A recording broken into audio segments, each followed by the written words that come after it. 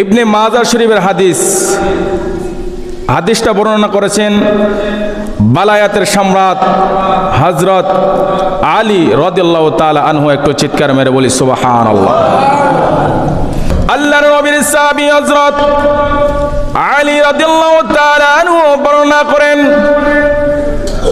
عن علي كرم الله وجهه قال رسول الله صلى الله عليه وسلم إذا كانت ليلة النصف من شعبان قوموا ليلها وصوموا نهارها।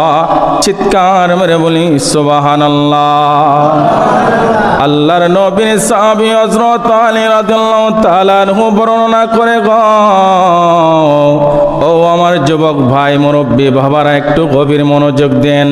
হযরত আলী কাররামাল্লাহু ওয়াজহাহু বর্ণনা করেন, রহমাতুল লিল আলামিন বলেন, যখনই পবিত্র শাবান মাসের 15 তারিখের রজনী চলে আসবে, সুবহানাল্লাহ, যখনই পবিত্র শাবান মাসের 15 তারিখের রজনী চলে আসবে, আল্লাহর হাবিব রহমাতুল লিল আলামিন বলেন, তোমরা রাত্রি জাগরণ করো, অর্থাৎ রাত্রিবেলায় আল্লাহর ইবাদত করো, নফল নামাজ আদায় করো, কোরআন তেলাওয়াত করো, জিকির আজকার করো, দুরূদ শরীফ পড়ো। চিৎকার মেরে বলি সুবহানাল্লাহ।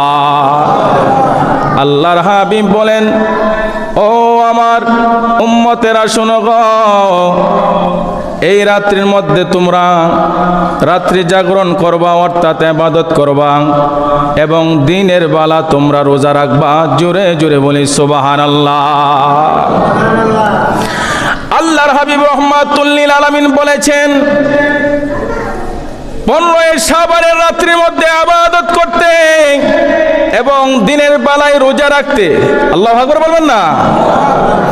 কেন দিনের বেলায় রোজা রাখার কথা বললেন, রাত্রি বেলায় ইবাদত করতে বললেন? এর মধ্যে কি ফজিলত আছে? আল্লাহর হাবিব রাহমাতুল লিল আলামিন বলেন, ফাইন্নাল্লাহা তাআলা ইয়ানজুরু ফিহা লিগুরুবিশ শামসি ওয়া ইলাস সামাঈদ দুনিয়া। চিৎকার মেরে বলি সুবহানাল্লাহ।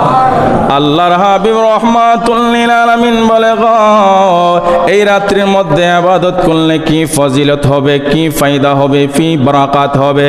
আল্লাহর হাবিব রাহমাতুল লিল আলামিন বলেন, পবিত্র শাবান মাসের 14 তারিখ দিবাগত রাত্রে, অর্থাৎ 15 তারিখের রাত্রে যখনই সূর্যটা অস্তমিত যায়, সূর্যটা ডুবে যায়, সুবহানাল্লাহ বলেন। 14 তারিখ দিবাগত রাত্রে যখন সূর্যটা ডুবে যায় গো, সূর্যটা ডুবে যাওয়ার পরে আল্লাহর হাবিব রাহমাতুল লিল আলামিন বর্ণনা করেন, আল্লাহ পাক রব্বুল আলামিন প্রথম আসমানে চলে আসে। সুবহানাল্লাহ বলেন না? কোন আসমানে চলে আসেন? প্রথম আসমানে। আল্লাহু আকবার বলেন। শবে বরাতের রাত্রিতে সূর্য ডুবার সঙ্গে সঙ্গে আল্লাহ পাক রব্বুল আলামিন প্রথম আসমানে চলে আসেন। প্রথম আসমানে চলে আসার পরে আল্লাহ পাক রব্বুল আলামিন আল্লাহর বান্দা বান্দীদেরকে ডাকতে থাকেন, অর্থাৎ আমাদেরকে ডাকতে থাকেন। আল্লাহ ডাক দিয়ে বলেন, আমার বান্দা বান্দীরা গো, কেউ আছো গুনাহ করেছো, অন্যায় করেছো, নাফরমানি করেছো, আজকে আমি আল্লাহর দরবারে গুনার জন্য মাফ চাও, অন্যায়ের জন্য মাফ চাও, নাফরমানির জন্য মাফ চাও। আজকে যদি আমি আল্লাহর দরবারে নিজেদের গুনাহের জন্য মাফ চাইতে পারো, আমি আল্লাহ পাক রব্বুল আলামিন তোমাদেরকে মাফ করে দিব। চিৎকার মেরে বলি সুবহানাল্লাহ। মুরব্বী বাবারা, যুবক ভাইয়েরা, একটু গভীর মনোযোগ দেন। আল্লাহ পাক রব্বুল আলামিন ডাকতে দেখেন, আমার বান্দা বান্দি কেউ আছো অভাব অনটনের মধ্যে ভুগতেছো? আল্লাহু আকবার বলবেন না?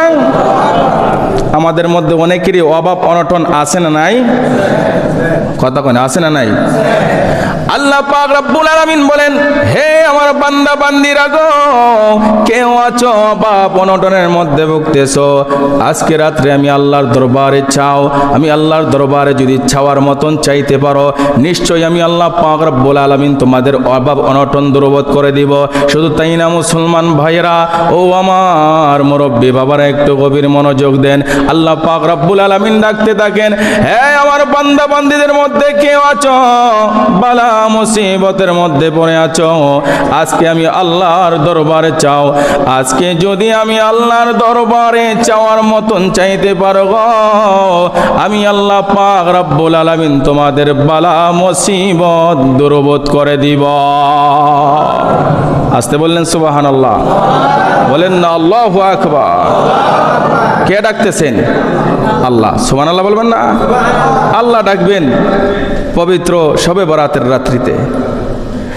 আল্লাহ ডাকবেন, আমার বান্দা বান্দিরা কেউ আছো সন্তান নাই, সন্তানের দুঃখে মনে শান্তি নাই, আজকে রাত্রের মধ্যে যদি আমি আল্লাহর দরবারে চাওয়ার মতন চাইতে পারো, আমি আল্লাহ পাক রব্বুল আলামিন তোমাদেরকে সন্তান দান করে দিব।